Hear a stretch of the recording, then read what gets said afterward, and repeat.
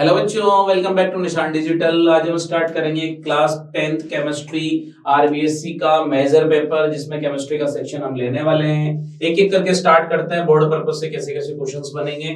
तो स्टार्ट करते हैं। फर्स्ट क्वेश्चन है बेटा आपका, जो कि मल्टीपल चॉइस क्वेश्चन होने वाला है, एमसीक्यू जिसको बोलते हैं अपन। Which of the following reaction is both oxidation and reduction? किसमें ऑक्सीडेशन और रिडक्शन दोनों हो सकता है? तो बेटा बहुत अच्छे तरीके से अगर आपको दिखा जाए इसमें, तो यहां पर ऑप्शन नंबर बी आपका बिल्कुल करेक्ट बैठता है। कौन सा बैठता है बेटा? Zn plus CuSO4, ZnSO4 plus Cu, यानी बी वाला ऑप्शन आपका बिल्कुल यहाँ पे करेक्ट है।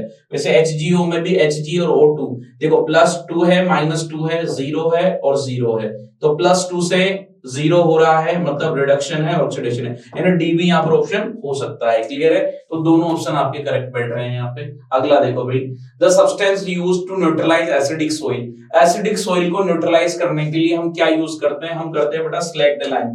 स्लैक्ड लाइम क्यों यूज करते हैं? क्योंकि स्लैक्ड लाइम जो होता है वो एक माइल्ड बेस होता है। क्या होता है बेटा? एक माइल्ड बेस होता है। और आपकी सोइल क्या है? एसिडिक। और एसिडिक सोइल को माइल्ड बेस से रिएक्ट करवाएंगे, ट्रीट करवाएंगे, तो न्यूट्रलाइज होने की कोशिश करेगी। नेक्स्ट आगे बात करते हैं बेटा, which metal is extracted bye electrolytic reduction? ऐसी कौन सी मेटल है जिसका इलेक्ट्रोलाइटिक रिडक्शन होता है? तो ऑप्शन नंबर सी आपका एल्यूमिनियम। एल्यूमिनियम बहुत आराम से हो जाएगी, क्योंकि इनमें थोड़ी सी दिक्कत आएगी, रिएक्टिव मेटल आराम से हो जाती है। ठीक है, अगला है बेटा, विच of the functional group present in ethanoic acid? Ethanoic acid में कौन सा होगा बेटा? COOH, यानी कार्बोक्सिलिक एसिड वाला आपका करेक्ट आंसर बैठता है।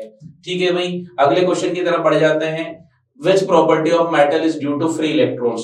फ्री इलेक्ट्रॉन की वजह से क्या होता है? तो वो होता है बेटा इलेक्ट्रिकल कंडक्टिविटी। क्या होती है? Electrical conductivity. क्यों होती है? क्योंकि बेटा इलेक्ट्रॉन अगर इजीली मूव करेंगे, और इलेक्ट्रॉन अगर मूव कर रहे हैं तो वो क्या करेंगे? इलेक्ट्रिसिटी का क्या करेंगे बेटा? कंडक्शन करेंगे। क्या करेंगे भाई? इलेक्ट्रिसिटी का कंडक्शन करेंगे। समझ में आ गई बात? अरे क्लियर है? नेक्स्ट आगे बात करते हैं बेटा। अब फिल इन द ब्लैंक्स वाले क्वेश्चन है। रस्टिंग ऑफ आयरन रिक्वायर्स, क्या जरूरी है? एक तो मॉइस्चर जरूरी है। क्या जरूरी है बेटा? मॉइस्चर जरूरी है। और उसके अलावा क्या जरूरी है? ऑक्सीजन जरूरी है। ध्यान रखना, ये दोनों ही आपके बहुत इंपॉर्टेंट है रस्टिंग को करवाने के लिए। क्लियर है भाई? अगला है, bleaching powder is prepared by passing chlorine gas over slaked lime. अगर स्लैक्ड लाइम यानी CaOH के होल्ड ट्वाइस की रिएक्शन आपने Cl2 से कर दी, तो आपको क्या मिलेगा? Bleaching powder. क्या मिलेगा बेटा? Bleaching powder. समझ में आ गई बात? ठीक है, नेक्स्ट क्वेश्चन की तरफ बढ़ जाते हैं भाई। The reactivity series help to predict displacement reaction. क्या करती है बेटा? ये डिस्प्लेसमेंट रिएक्शन को प्रेडिक्ट करती है। जैसे मैं बात करूं यहां पर, मैं कहूं आपसे, देखो एक ध्यान से समझना, K प्लस MgSO4 और एक रिएक्शन है MgSO4, एक है K2SO4 प्लस Mg। इन दोनों को समझते हैं अपन। बेटा आपको बता दूं, यहां पर ये रिएक्शन K2SO4 प्लस Mg हो जाएगी। ठीक है, लेकिन ये वाली रिएक्शन है नहीं हो पाएगी। Potassium is more reactive, it displace the magnesium. Potassium magnesium को क्या कर देता है? डिस्प्लेस कर देता है। लेकिन मैग्नीशियम पोटेशियम को डिस्प्लेस नहीं कर सकता है। तो डिस्प्लेसमेंट रिएक्शन के प्रिडिक्ट करने के लिए आप किसका यूज करते हो? रिएक्टिविटी सीरीज का। किसका यूज करते हो बेटा? रिएक्टिविटी सीरीज का। Ethanol react with sodium metal to produce hydrogen gas. Ethanol क्या होता है बेटा? CH3CH2OH। कई बच्चे इसको ऐसे भी लिखते हैं कि सर हम तो ये ऐसे लिखते हैं C2H5OH। आप कैसे भी लिखो, कोई दिक्कत नहीं है। अगर इसकी सोडियम से रिएक्शन करेंगे तो ये एज अभी किसकी तरह काम कर रहा है? ये एसिड की तरह काम करेगा बेटा। और एसिड जब मेटल से रिएक्शन करती है बेटा, तो C2H5ONa बन जाएगा, प्लस हाइड्रोजन गैस रिलीज हो जाएगी। यहाँ 2 लगाना पड़ेगा, यहाँ 2 लगाना पड़ेगा, यहाँ 2 लगाना पड़ेगा। ये होता है बेटा सॉल्ट। और क्या निकल गई बाहर? Hydrogen gas. तो यहाँ आंसर आएगा हाइड्रोजन गैस। क्लियर है भाई? नेक्स्ट आगे बढ़ जाते हैं। अगला question, carbon shows tetravalency due to. भाई देखो, कार्बन की क्या होती है? टेट्रावैलेंसी होती है due to 4 electron outermost shell. आपको पता है इसका 1s2 2s2 2p2 होता है। तो आउटर मोस्ट शेल में कितने इलेक्ट्रॉन है बेटा? 4। क्लियर है बात? देखो नेक्स्ट क्वेश्चन है, शॉर्ट आंसर टाइप क्वेश्चन है, why should magnesium ribbon be cleaned before burning in air. हम किसी मैग्नीशियम रिबन को जलाने से पहले उसको क्लीन क्यों करते हैं, उसका रीजन है magnesium ribbon must be clean before burning to remove dull, dull निकालना है उसका, white layer of magnesium oxide, क्योंकि मैग्नीशियम रिएक्टिव है, अब रिएक्टिव है तो वो क्या करेगा, मॉइस्चर से रिएक्शन करके, ऑक्सीजन से रिएक्शन करके मैग्नीशियम ऑक्साइड की एक लेयर बना लेगा, that form on its surface from reacting with air as this stable oxide layer, और वो क्या बन जाती है, एक ऑक्साइड लेयर बन जाती है, prevent the ribbon from igniting, जलने में उसको दिक्कत देगा, जल नहीं पाएगा, बर्निंग इफेक्टिवली, इंश्योरिंग प्योर वर्गस रिएक्शन एंड ब्राइटन फ्लेम, तो ब्राइटन फ्लेम होनी चाहिए बहुत अच्छे से, उसके लिए ब्राइट फ्लेम होगी, उसके लिए आपको क्या करना पड़ेगा, उसको क्लीन करना ही पड़ेगा। नेक्स्ट है बेटा, write to difference between strong acid and weak acid. Strong acid और वीक एसिड में क्या डिफरेंस होते हैं तो उसको देखते हैं बेटा। A strong acid fully ionize, strong acid जो होता है वो फुली आयोनाइज होता है, आयोनाइज का मतलब है अगर मैंने वाटर में उसको डाल दिया तो 100% कंप्लीटली वो डिसोशिएट हो जाएगा, टूट जाएगा, breaks apart in water producing a high concentration of hydrogen ion, अगर एसिड है तो H+ देगा बहुत तरीके से, and showing high electrical conductivity, बेटा HCl को वाटर में डाला तो कंप्लीटली H+ और Cl- में ब्रेक होके इलेक्ट्रिसिटी का भयंकर तरीके से कंडक्शन करेगा, टूट जाएगा पूरा पूरा, while a weak acid only partially ionized, जबकि वीक एसिड होता है वो पार्शियली आयोनाइज होता है, पार्शियली आयोनाइज का मतलब है जैसे मान लीजिए आपने लिख लिया यहाँ पे CH3COOH, ये वीक एसिड होता है बेटा, ये कंप्लीटली नहीं टूटता है, ठीक है, and lower conductivity and the show slower reaction rate, rate की रिएक्शन क्या होती है इसकी, स्लोअर होती है, मतलब example like HCl strong acid, acetic acid is weak acid, clear है बेटा बात। नेक्स्ट आगे बात करेंगे बेटा, what happens when zinc react with dilute hydrochloric acid, तो write the balance chemical equation, दोनों सब कुछ दे रखा है, the balance chemical equation for zinc reacting with dilute hydrochloric acid is Zn plus HCl, ZnCl2 plus H2 बन जाएगा, showing zinc displacement displacing hydrogen to form soluble zinc chloride, बेटा zinc chlorine को अपने पास ले लेता है, हाइड्रोजन को भगा देता है, बिकॉज ऑफ वो क्या है, ज्यादा रिएक्टिव है, डिस्प्लेसमेंट रिएक्शन यहाँ पे हो रही है। नेक्स्ट आगे बात करेंगे बेटा, define corrosion, why does aluminium not corrode easily like iron, iron की तरह ये जल्दी कोरोड क्यों नहीं होती, रीजन है corrosion is the gradual destruction of material, टूटना होता है उसका, डिस्ट्रक्ट होता है, एक तो होता है कंस्ट्रक्ट का मतलब होता है बनाना, डिस्ट्रक्ट का मतलब होता है टूटना, ठीक है, usually metals by chemical electrochemical reaction with their environment like rusting of iron, ठीक है, aluminium doesn't corrode easily, aluminium easily corrode नहीं होता है like iron because it forms a very thin tough and adherent layer of aluminium oxide, ये क्या करता है बेटा, एल्यूमिनियम ऑक्साइड की एक लेयर बना लेता है और उस लेयर की वजह से एक प्रोटेक्टिव लेयर बन जाती है जो कि सरफेस पे Al2O3 की लेयर बन जाती है जो कि सरफेस पे एक बैरियर का काम करती है, prevent further oxygen and water to reaching the underlying metal, metal से रिएक्ट करने का उन्हें मौका ही नहीं मिलता, unlike iron flaky rust which falls off and expose more iron, ठीक है, तो क्लियर है बात, सिंपल सी बात है। अगला right any two chemical properties of ethanoic acid and chemical equation, ethanoic acid की 2 केमिकल प्रॉपर्टीज, सबसे पहले बात है एथेनोइक एसिड की, अगर केमिकल प्रॉपर्टी की बात करें तो वो एसिड जो है, कौन सा ethanoic acid, react with metal, देखो मैं सिंपल भाषा में लिख रहा हूं, आप आराम से लिख सकते हो उसको, कोई दिक्कत नहीं है, आप पूरा लिख लेना इसको, react with metal form salt and hydrogen gas, एक तो पहली केमिकल प्रॉपर्टी ये हो गई, ठीक है, क्योंकि एसिड की रिएक्शन जब आप करेंगे CH3COOH प्लस इसकी रिएक्शन करवाएंगे Na से तो बनेगा बेटा CH3COONA plus H2 gas release हो जाएगी। अच्छा, अगर यही एसिड अगर बेस से रिएक्शन करता है तो सॉल्ट प्लस वाटर बना लेता है, क्या बना लेता है बेटा, सॉल्ट प्लस वाटर, एसिड क्या है CH3COOH प्लस NaOH, क्या बनेगा बेटा, ये बनेगा CH3COONA प्लस H2O, ये दोनों केमिकल प्रॉपर्टी समझा दी मैंने आपको बहुत अच्छे से, क्लियर है कहानी, केमिकल रिएक्शन के साथ समझा दी। नेक्स्ट क्वेश्चन है भाई सेक्शन नंबर डी का क्वेश्चन है, एक ही क्वेश्चन है, इसमें टोटल में आके सेक्शन दे रखे हैं। Write the balance chemical equations, write what is the balance chemical equation, why it is necessary. देखो बेटा बैलेंस केमिकल इक्वेशन क्या होती है, balance chemical equation when left hand side reactant equal to right hand side product,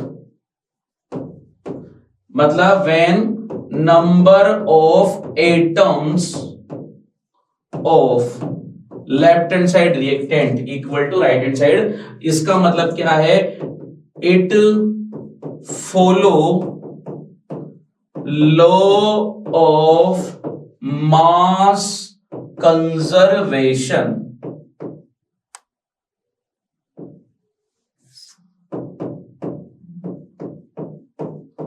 mass conservation. और मास conservation law क्या बोलता है, in a chemical reaction mass can neither be created nor destroyed but it can be converted to one form to another form. जैसे H2 plus O2, इससे क्या बना H2O, balance करो इसको तो 2H2 2H2O, क्लियर है। बैलेंसिंग करेंगे इसको, अगर इसका मास देखें तो लेफ्ट हैंड साइड का मास राइट हैंड साइड के मास के बराबर आना चाहिए। तो ये हो गया हाइड्रोजन का बनिया 4 प्लस ये आ गया बेटा आपका 32, तो आंसर आएगा यहां पर 36, और 2 इंटू 1 2 प्लस 16, ये आया बेटा 2 इंटू 18, तो ये भैया 36। राइट हैंड साइड का मास लेफ्ट हैंड साइड के मास के बराबर हो गया, ठीक है। Equation why it is necessary, necessary इसलिए क्योंकि लॉज ऑफ मास कंजर्वेशन को फॉलो करना जरूरी होता है। क्लियर है बेटा बात, अगले पे आ जाते हैं। Write chemical equation of rusting of iron and mention one method to prevent rusting.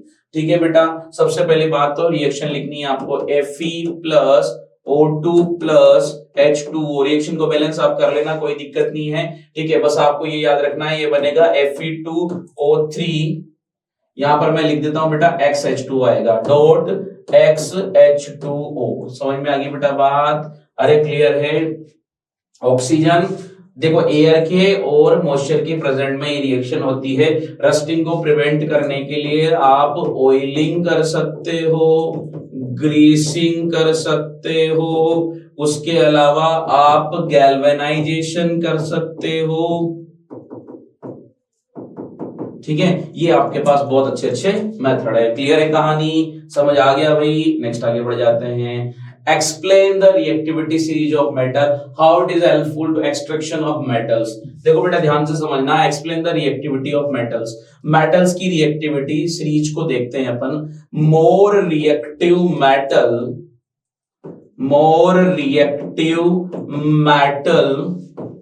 displays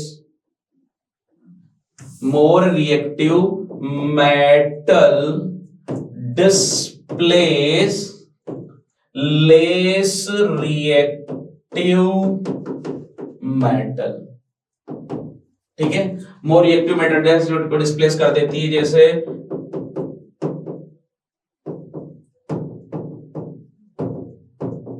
इससे देखो बेटा एक्सट्रैक्शन में कैसे मदद मिलती है। देखो reactivity series is a series where the metals are arranged in such a way, जो मैं बोल रहा हूं उसको समझना।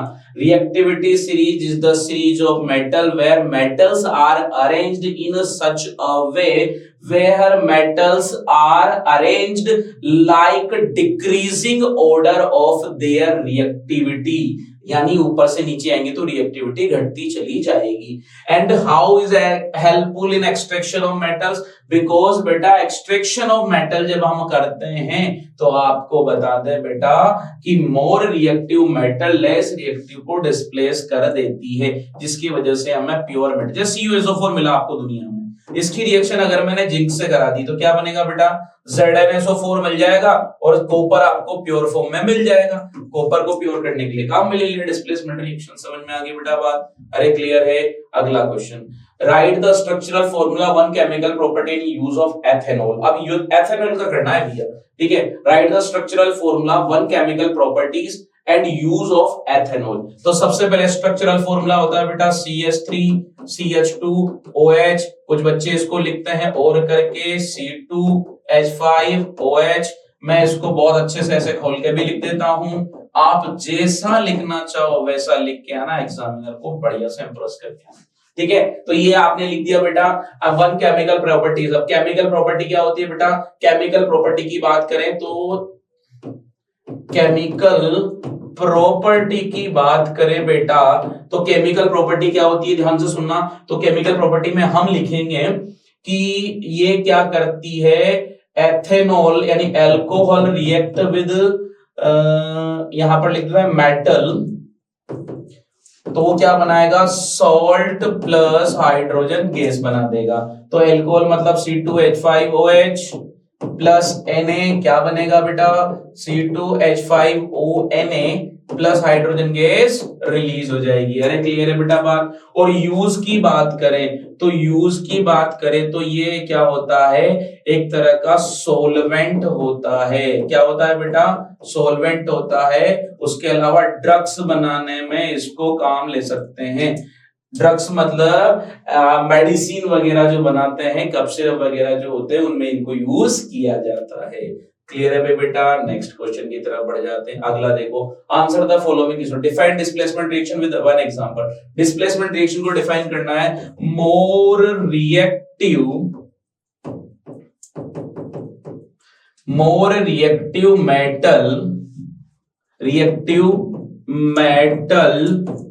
displace less reactive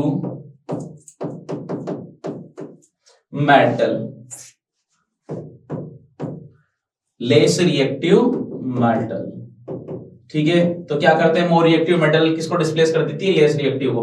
करना क्या है, बहुत आसान है बेटा। जैसे लिखा आपने Zn प्लस CuSO4, क्या बनेगा बेटा, ZnSO4 प्लस Cu। अरे क्लियर है कहानी, बहुत आसान है। डिस्प्लेसमेंट रिएक्शन को एग्जांपल से हमने समझा दिया। अगले क्वेश्चन की तरफ बढ़ते हैं बेटा। What is corrosion, why does iron must rust faster in coastal area. सबसे पहले बात करते हैं कोरोजन क्या होता है। रिएक्शन ऑफ मॉइस्चर और एयर, यानी कि oxidation on the surface of metals, उसे बोलते हैं corrosion. Reaction of moisture of air on surface of metal, oxidation होता है किसी मेटल के उस पे। अब why does iron rust faster in coastal area. बेटा कोस्टल एरिया में क्या होता है, मॉइस्चर कंटेंट बहुत ज्यादा होता है, एयर की वो बहुत ज्यादा ये होती है, इस वजह से आयरन फटाफट रस्ट कर लेता है, जिसकी वजह से उस पे फॉर्मूला लग जाता है Fe2O3.X ये फटाफट रिएक्शन कर लेता है। बहुत अच्छे से समझ में आ गया होगा आपको, ये क्वेश्चन पहले भी आ चुका है बट अलग तरीके से। ठीक है, अगले क्वेश्चन की बात करेंगे बेटा। Explain homologous series and right any two characteristics. सबसे पहले बात करते हैं बेटा होमोलोगस सीरीज होती क्या है। तो बेटा होमोलोगस सीरीज होती है जिसमें है कार्बन, ऐसे लिखेंगे इसको, ऐसे लिखेंगे carbon compound have same functional group. क्या होता है बेटा, सेम फंक्शनल ग्रुप होता है बट हैव डिफरेंट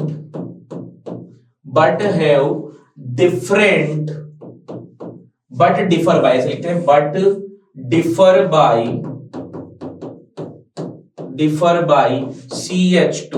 CH2 और क्या लिख सकता हूं बेटा, डिफर बाय CH2 से डिफर होता है, उसके अलावा ये किससे डिफर होता है, ये होता है बेटा 16 मास यूनिट से। उन्हें क्या बोलते हैं, होमोलोगस बोलते हैं। क्या बोलते हैं उनको, होमोलोगस बोलते हैं। ठीक है, कंपाउंड्स है same functional group but differ by CH2 और 16 मास यूनिट। क्लियर है बेटा, बात समझ में आ गई। ठीक है, अब इसकी कैरेक्टरिस्टिक्स की बात करें तो have same chemical property.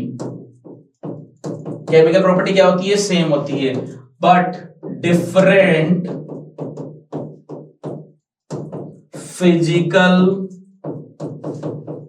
Property.